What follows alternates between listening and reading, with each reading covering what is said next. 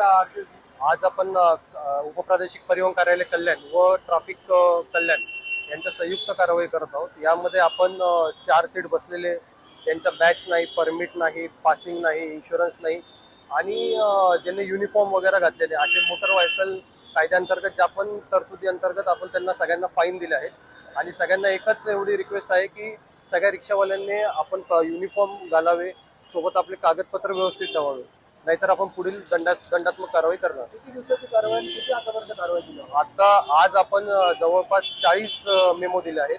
त्याची टोटल रक्कम 1.5 ते 2 लाखाच्या घरात जाते आणि इथून पुढे ही चालूच राहणार, कारवाई चालूच राहणार। संयुक्त कारवाई चालू आपली आज वरिष्ठांच्या आदेशाने आम्हाला रेल्वे स्टेशन येथे रिक्षावाले जे फ्रंटला बसवता, काही विदाऊट युनिफॉर्म घालता, काही विदाऊट लायसन आहे, काही विदाऊट पेपर आहे, असे चालणारे भरपूर आहेत। त्यांच्यावर कारवाई करण्याचे आरटीओ साहेब कदम सूर्यवंशी साहेब आले।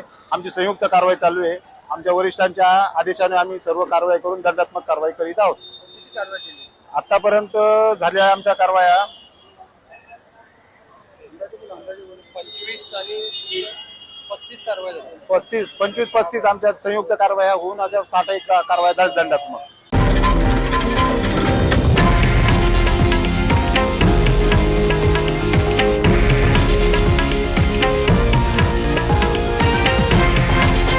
हे आहे देशातील नंबर 1 न्यूज नेटवर्क आणि आपण पाहत आहात TV9 मराठी, एकमेव।